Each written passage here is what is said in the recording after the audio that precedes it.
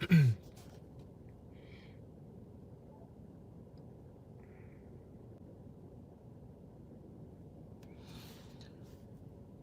right, shalom. First and foremost, I want to give all praises, honor, and glory to Yahweh, Bahasham, Yahweh Shai, Bahasham, Rachak Kodesh. Double honors to the elders and the apostles of Great Millstone, and peace and blessings to the elect. And if you could just let me know, Babakusha, if you could hear me clearly, if the audio is coming through clearly before I continue. So yeah, just let me know in the comment section if the audio is coming through good. Okay, Khan, the water. All right. So yeah, as you can see in the title, self-control, beware of a hot mind and an impudent spirit. Okay. And this is from the book of Ecclesiasticus, or the book of Sirach, chapter 23.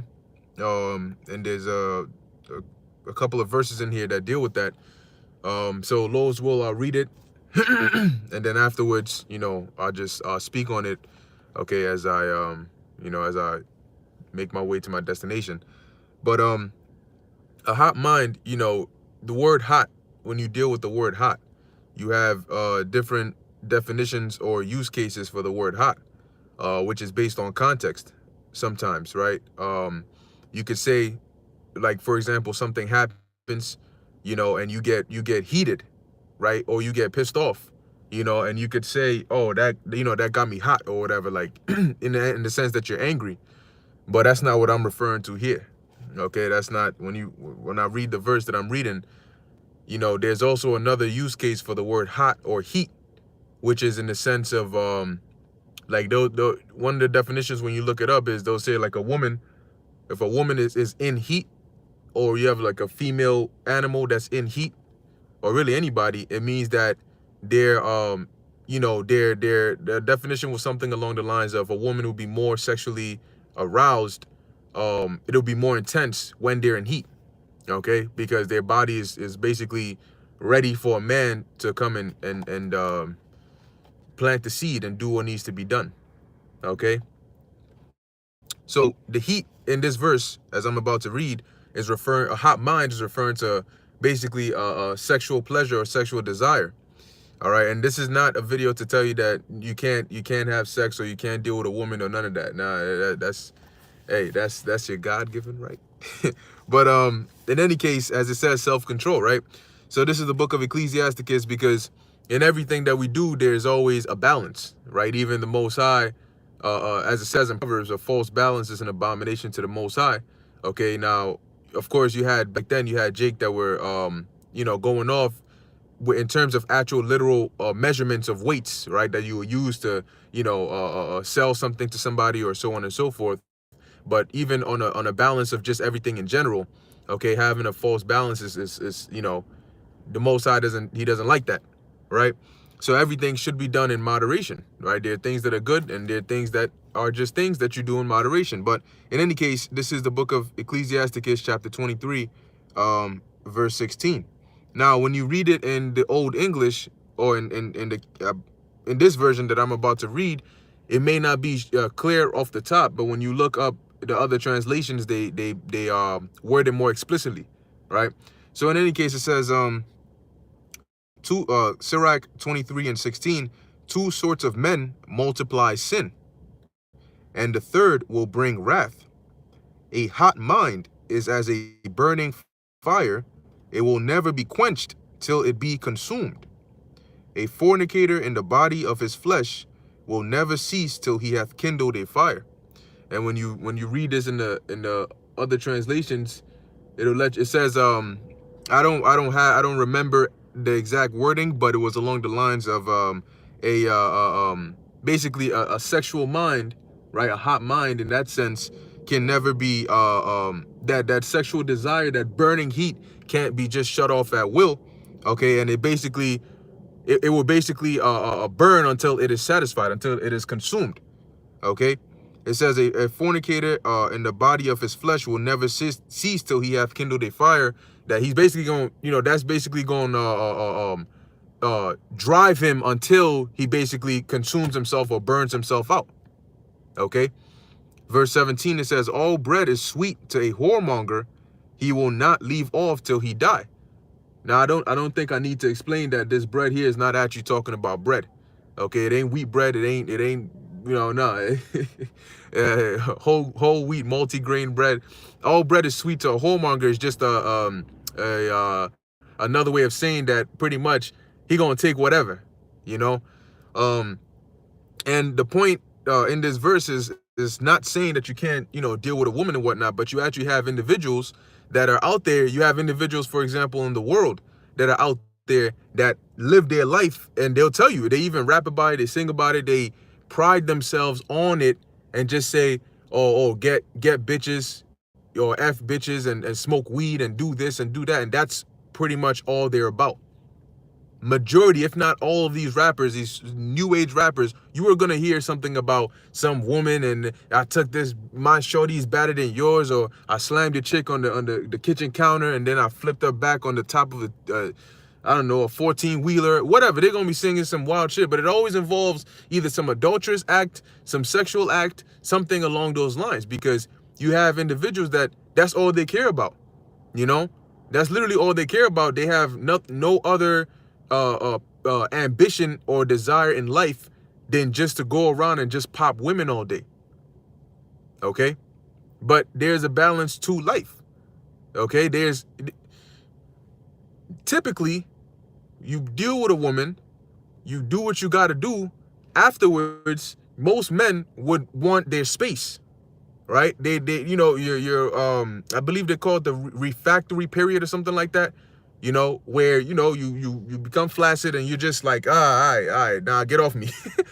Like let me chill out now. Like nah, I kind of don't really want to be around you. I just want to just breathe and just chill out.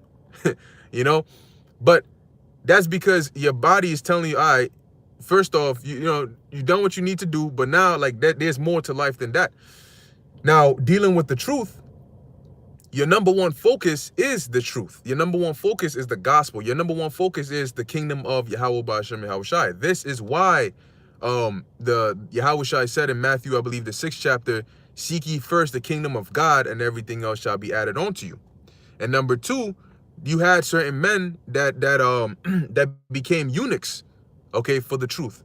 Not eunuchs in the sense of cutting off their rod or being castrated or anything like that, but eunuchs in the sense of, actually deciding within themselves to say, you know what, I'm not gonna deal with a woman so I can give all my attention to this truth. All right, but that's not for everybody. Okay, some men have the spirit to do that, and the reason they were able to do it was because the spirit was on them to do it. So some men can do it, some men cannot. Nevertheless, there's a balance in everything. And keep in mind that women are high maintenance. Okay, they're high maintenance. And the reason a lot of these individuals out here are able to get ran over by these women is because they desire the pleasure of a woman so badly. Whenever they get in heat, they can't control themselves to the extent that now the woman uses that to her advantage to say, oh, well, I know he wants it, so I'm gonna make him wait till he gets real, antsy or whatever, and then I'm gonna say, well, if you don't do this, you ain't gonna get this or whatever, yada yada, which you ain't really supposed to do that, right? The scriptures tell you that the wife have not power over her body, but the husband, and vice versa. And it also, and that's why the Apostle Paul said, if you're gonna basically do a fast or abstain, you got to do it in agreement, that you don't defraud the other. Okay, but the point is self-control. At the end of the day, self-control.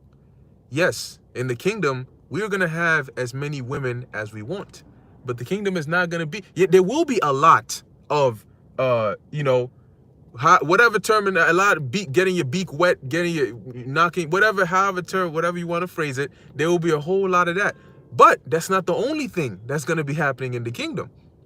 Okay, remember, a kingdom has to be run. It has to be ruled. You need to make decisions. You need to not only judge, you need to make infrastructural decisions. You need to make, all of these things go into that.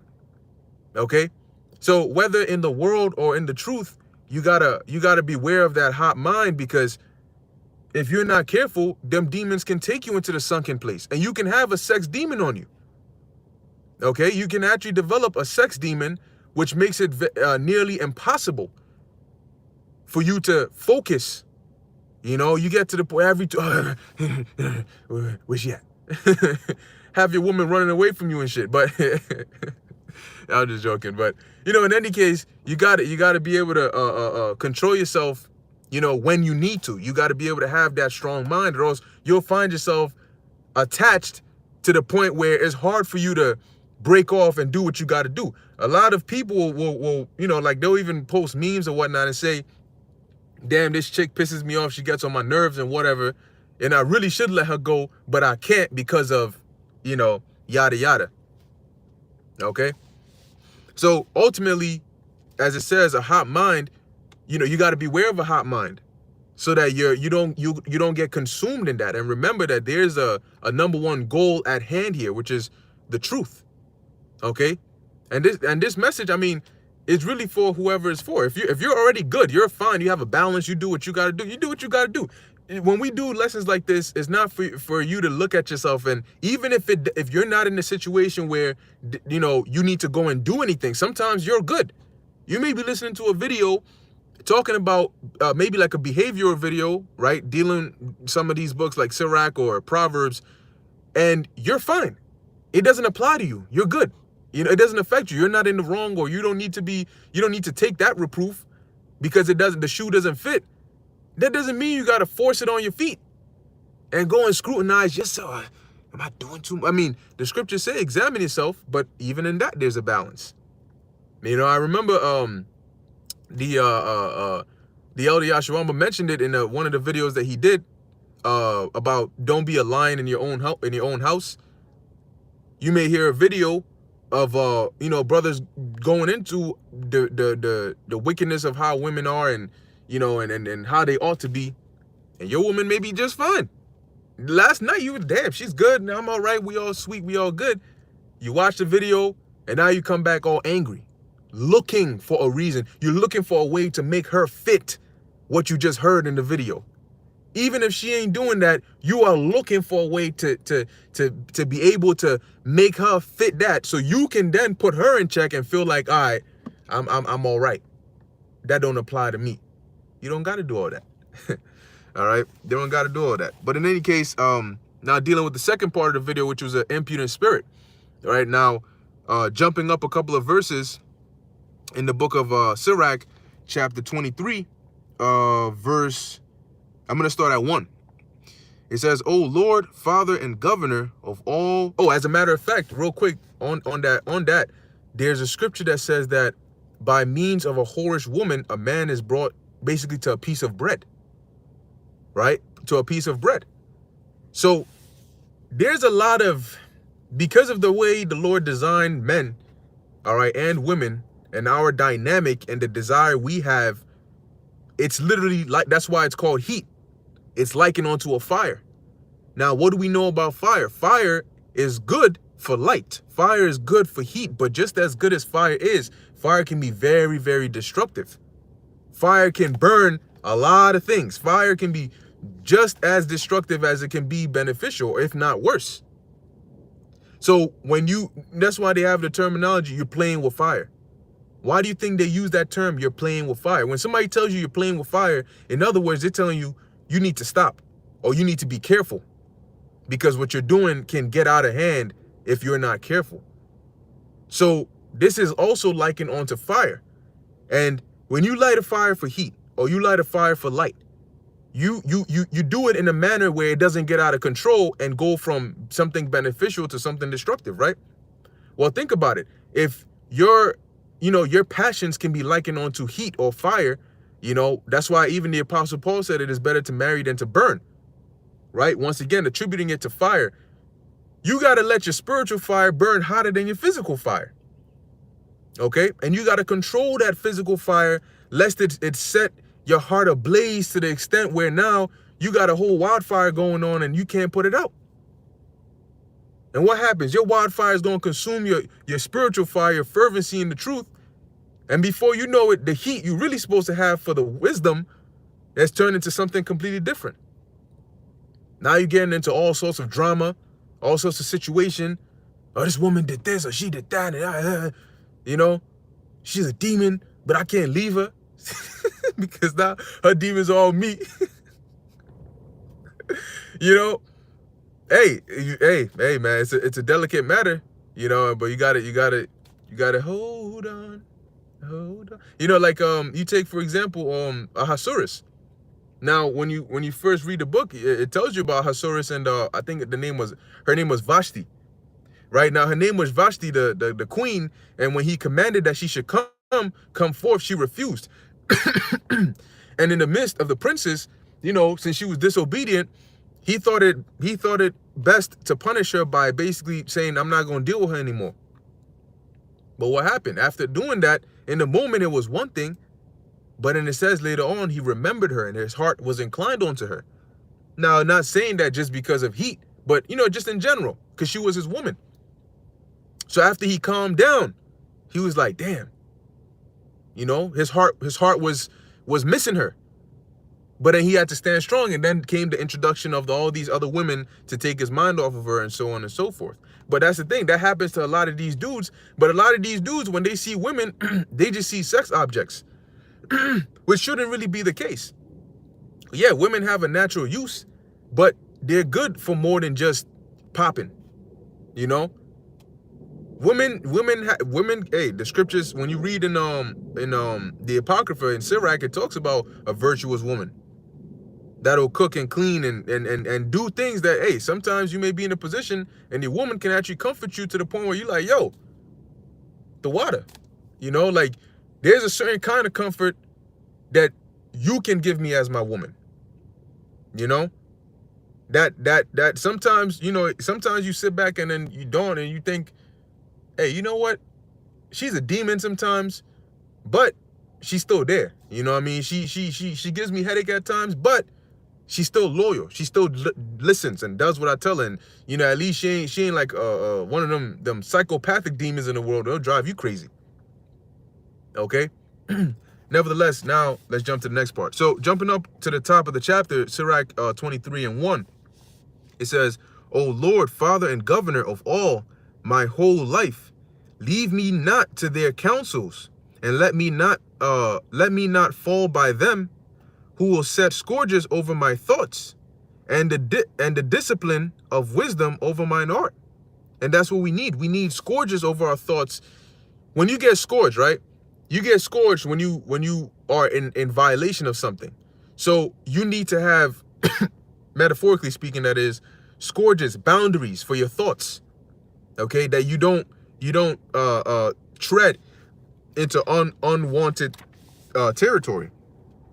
It says here, the discipline of wisdom over mine heart, which is your mind, that they spare me not for mine ignorances, and it pass not by my sins, lest my ignorances increase.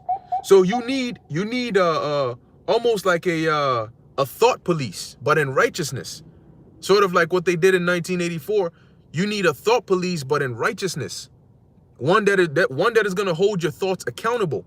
And that's what? The wisdom on the right-hand side. That's the mind of Yahushai, right? As the scriptures say, put ye on the mind of Yahushai, to hold your thoughts accountable. Why do you have laws? Why do you have law enforcement? You have laws and you have law enforcement, right? So that when somebody goes off, or you keep order in society so people don't go off because they know what happens. Well, you got to sort of replicate that in your mind. You got to have laws and boundaries, and you got to have law enforcement in your mind to guard your thoughts. That way your thoughts stay in line. They don't step out of line. It says here, lest mine ignorances increase. So now think about crime, right? If you didn't have boundaries, if you didn't have laws, if you didn't have law enforcement, what would happen? Crime would increase. Nothing would be there to keep it in check. Well, think about it in this context of ignorant thoughts or wicked thoughts. If you don't keep them in check, or you don't have boundaries for them, as it says here, lest my ignorance increase and my sins abound to my destruction, because there's going to be nothing to keep you in check. Whenever you desire to do something, you're not going to have a filter that tells you, okay, this is right or this is wrong. So don't do the things that are wrong. Even though you may desire them, don't do them. Okay? Control your mind lest you lust after such things. Occupy your mind with right things. It says here, because what the mind says, the body follows. But now if you flip it the other way, what the body wants, the mind says, then the body follows, then you're going off. It says here, and I fall before mine adversaries, and mine enemy rejoice over me, whose hope is far from thy mercy. O Lord, Father and God, or power of my life, give me not a proud look. And this is a very important, this right here should be prayed. Okay, give me not a proud look, but turn away from thy servant always a haughty mind. Turn away from thy servant always a haughty mind, because you may drive away a haughty mind today, but it could come back tomorrow.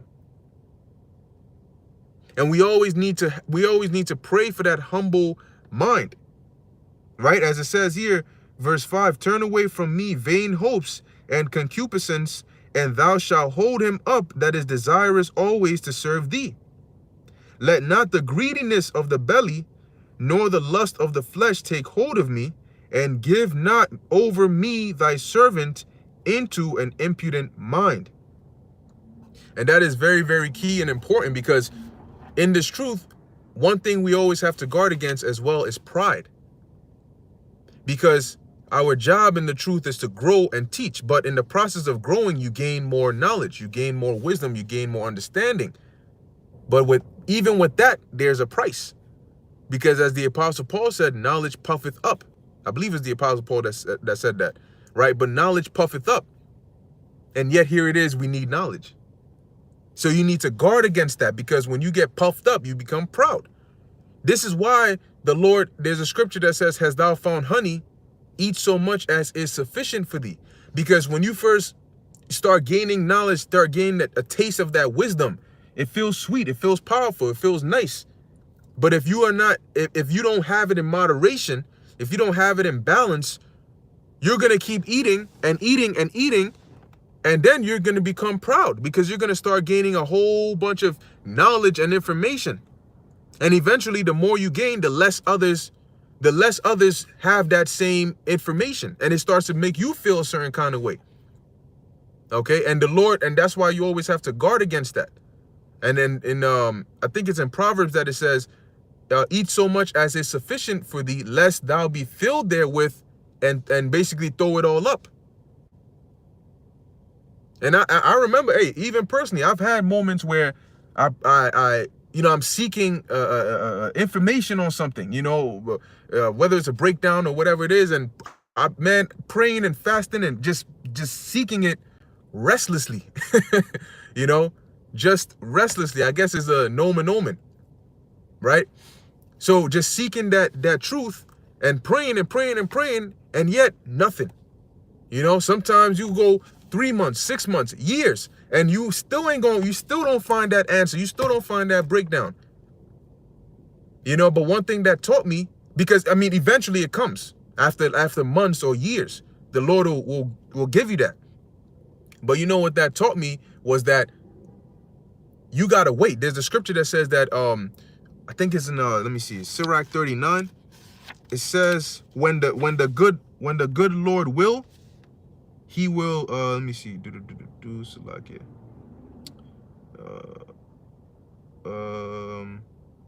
know it's in here somewhere. I think it's in Sirach, the 39th chapter. It talks about one that gives his mind over to the Lord.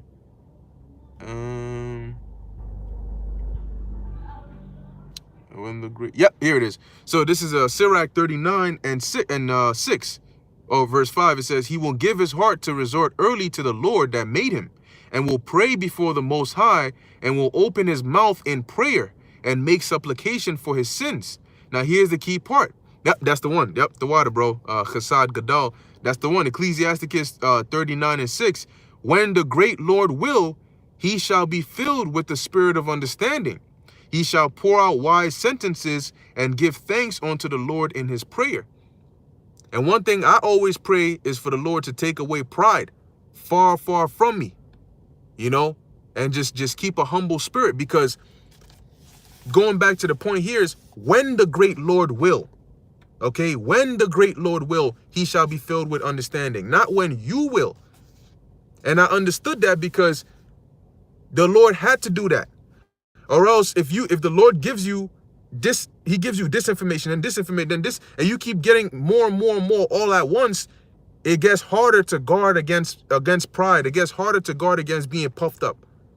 So sometimes the Lord will give you a certain amount of information and you'll get it and it'll be sweet. But then you'll go without getting some, getting that kind of information, getting that new level up for a while. And sometimes the Lord does that to make you get used to this. All right. So you get used to this level. So you calm down. So it becomes normal. Okay. And see how you handle it. And then in process of time, he will give you more wisdom, more knowledge, more understanding. He will increase you more. But it's step by step. It's level by level. If you're going upstairs and you go up too fast and you try to jump up too many, eventually your toe might hit just the edge and you may slip, you may scrape your knee, you may fall all the way back. So in order to be careful, you go what? One step at a time. One step at a time. And that's why one precept that's also very important to keep in mind is Hebrews chapter 5, verse 12. It says, For the time ye ought to be teachers, ye have need that one teach you again. Right? So you gotta start at the beginning and you gotta slowly come up. And that's one thing which we always warn, especially when you come in new. Don't look at men, elders, elder brothers, and the way they're teaching and in your mind just say, now you may listen and you may get inspired, which is good. But don't be to the point where you're like, I wanna be on their level like today, like overnight. That's you need the milk. You need to build that foundation. All right, shalom, shalom, Yahweh B'Shem Yahushai Brakathum. You need that foundation. Knowledge and wisdom is not gonna come to you overnight. The elders and apostles with the knowledge and wisdom and understanding they've been blessed with, they can tell you that it didn't come overnight. You know how many years that they've spent? And it's even easier for us because we have the internet. We have Blue Letter. We have all these. There's easy. And there are videos that are already done. You just got to watch them and learn them. Right? But it wasn't as easy for them. Eventually, you go up the ladder. You get to the point where you don't have anybody else to just go to and then and ask them, is this what is this? Or is this what is this? So then what do you do? If you get asked a question that you can't just run to somebody and say, oh, well, what is this? And now you got to figure it out. So the spirit, and that's why we reverence the apostles and the elders and elder brothers, because the spirit had to be working with them. Okay. Hey, the apostles will tell you, like Apostle Tar, he mentions that there's certain breakdowns that they have now that their teachers and their elders didn't teach them or didn't know. So that even shows faith, because in order for them to receive those breakdowns, guess what? Who did they have to go to? Right? If their teachers didn't teach them these breakdowns and the Spirit revealed it to them, you got to have faith to trust that whatever the Spirit is revealing to you is accurate and it's true. And it's not just you. See? But the overall point is the Lord gives wisdom at an appointed time. He gives knowledge and understanding at an appointed time. And sometimes you may go three months, 6 months, a year seeking something, but you got to have patience. There's a reason why the Lord is holding it, because at the right time, maybe there's a certain series of events you have to go through. Maybe there's some more growth, some more development in a certain area that you need before the Lord gives you something. Because if you get it prematurely, it may just destroy you. And that's why patience is a virtue, because sometimes you don't even fully understand why you have to be patient. But all in all, going back to Sirach 39:6, when the great Lord will, he shall be filled with the spirit of understanding. And that's why everything the Most High does is righteous when he does it. And we may not always understand it, but we got to have the faith and keep the faith and trust in Yahweh B'Shem Yahushai that he will always lead us, and guide our steps. Okay, but hey, I mean, that was pretty much it. What we got on here? There we go. Yeah, I'll finish it off with this. This is Pillars of Benjamin. What we got? 1 Peter 2:2, it says, as newborn babes desire the sincere milk of the word, that ye may grow thereby. Verse 3, if so be ye have tasted that the Lord is gracious. There you go. You see? There you go. You got to desire the sincere milk. You have to milk. Why do you think the Lord has mothers lactate? Why don't they shoot steaks and chicken wings and drumsticks out their nipples for their babies to devour? Why milk? You know, and that milk is a certain kind of milk that is beneficial for the children. Okay, especially at that age. So if the child says, "No, I don't want this shit," move the titty out my face. I want that piece of steak in your hand right there. First off, you can't even chew it, and you might choke on it. So shut up and drink the milk. That's what you gotta tell the child. You know. But in any case, yeah,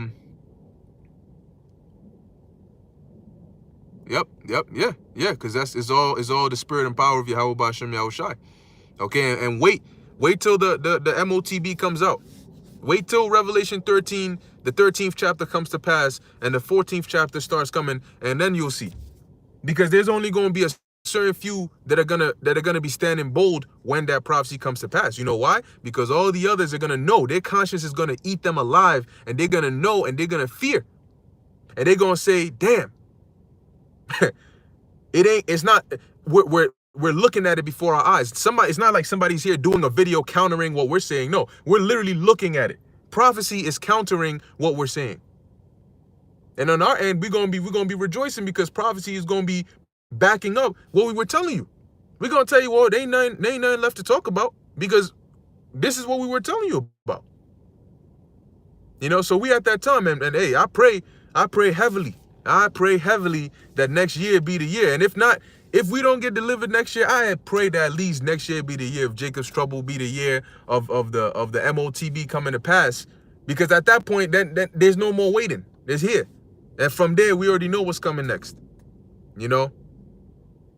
Yo, listen, bro. Listen, now you just got yourself blocked. You off from the channel. All right? That's it. In any case, Lord willing, this was edifying to the elect. In closing, I want to give all praises, honor, and glory to Yahweh, Bahasham, Yahweh Shai, Bahasham, Racha Kodesh. Until next time, Shalom.